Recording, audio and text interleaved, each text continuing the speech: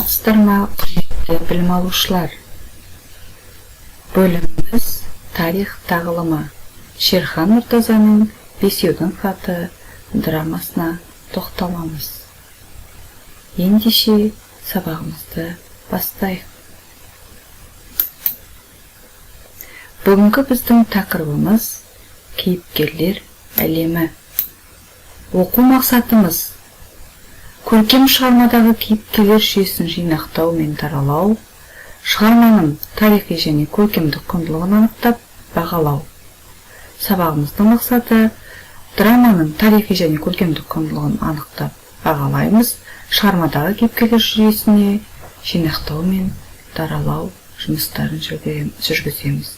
Бағалау критерийлері: тарихи құндылығын анықтап бағалау, көркемдік құндылығын анықтап бағалау.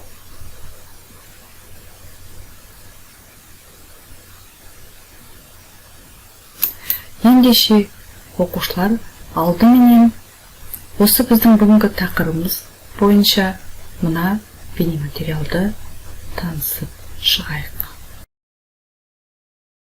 20 ғасырда халқымыздың басынан небір нәубет өтті. Соның бірі ашаршылық.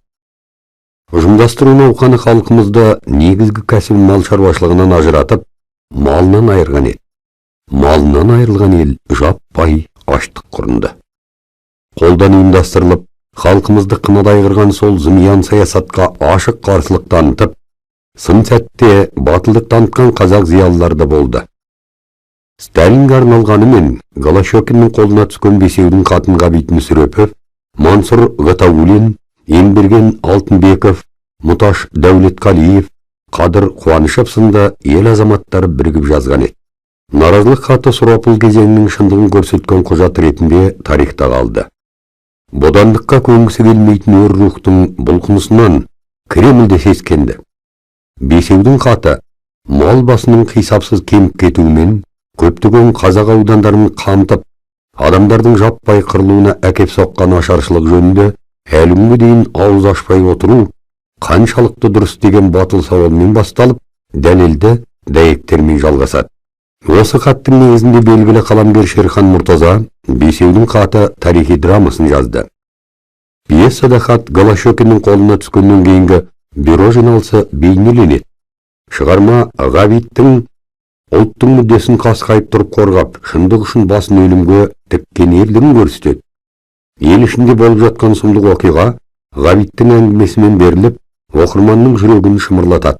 Жазушы бюро отырысы соңында Голощекиннің көзіне тура қарап, сендер қисапсыз қылмыстарыңнан мәңгі бақи құтыла алмайсыңдар, ал атыңдар деп қасқаяды. Жазушы сөзі қазақтың жоқшысы болар азаматтардың бар екенін әлі де туылатынын сездірген еді. Пьеса эпилогы Тұрар Рысқұлов пен Ғабит Мүсіреповтің ана дүниедегі пайымдарымен аяқталады. Екі тұлғаның елесі тамұқты кезіп жүріп, халықты азаптаған залымдардың өздері азапқа түсіп жатқанын көреді. Бесеудің хаты жас ұрпаққа азаттықтың қандай қасіретпен келгенін ұғындырар сүбелі туынды. Бесеудің хаты шығармасының кейіпкерлеріне тоқталатын болсақ, Ғабит Мүсірепов жазушы, Мансұр Ғатауллин қазақ мемлекеттік баспасының меңгерушісі, Емберген Алтынбеков Алматы камвузының қызметкері, Мұқаш Дәулетқалиев Алматы камвузының қызметкері, Қадыр Қуанышев Қазақ АКСР мемлекетінің жоспарлау комиссиясының сектор басшысы. Құрметті білім алушылар, алдымен шығарманың композициялық құрылысына назар аударайық. Алдымен шығарманың басталуы, елдегі қиын жағдай аштықты өз көзімен көруі, шығарманың дамуы, Ғабит Мүсірепов бастаған Бесеудің Сталинге хат жазуы. Ал шығарманың байланысы, хаттың жолда ұсталуы. Шығарманың шиеленісінде балалар Голощекиннің Сталин алдындағы есебі коллективизацияны тездетуді тапсырады. Ал шарықтау шегі шығарманың хаттың Голощекин қолына түсіп, Бесеуін крайкомға, бюроға шақыруы.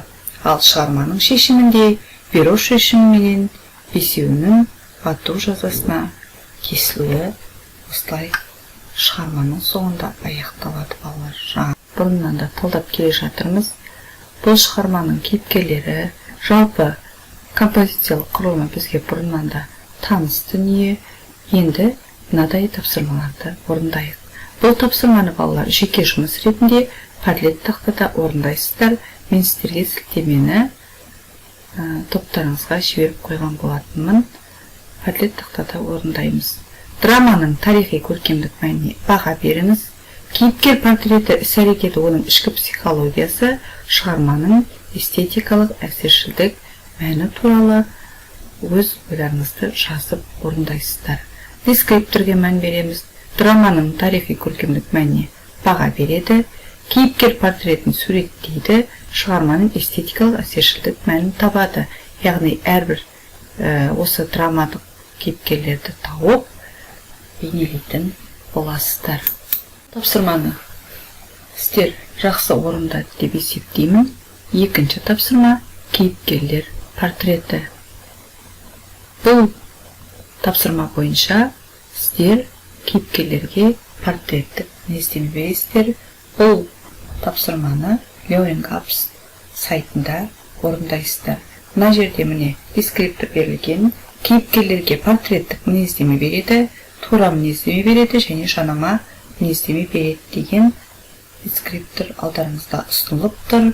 Бұл жерде кесте бойынша кейіпкер, қай кейіпкерді аласыз, сол кейіпкердің драмада қалай берілгендігі, тура мінездеу, жанама мінездеуме соны ажыратып жазатын боласыздар.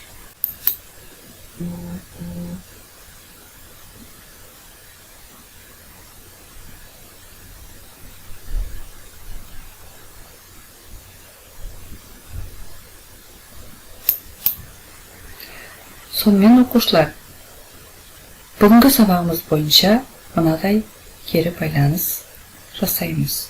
4 сөйлем стратегиясы бойынша бүгінгі сабақ бойынша пікірлеріңіз, бүгінгі сабақ бойынша дәлелдеріңіз, одан кейін барып үшінші осы сабақ бойынша мысал келтіре отырып, өз ойларыңызды төртінші қорытындылайсыздар. Оқу тапсырмасы ретінде оқушылар сабақтан алған білімдеріңізге сүйене отырып, бесеудің хаты драмасының мазмұнына қатысты сұрақтар құрастырасыздар. Құрметті жас достар, назарларыңызға рахмет. Білім алаңында кездескенше.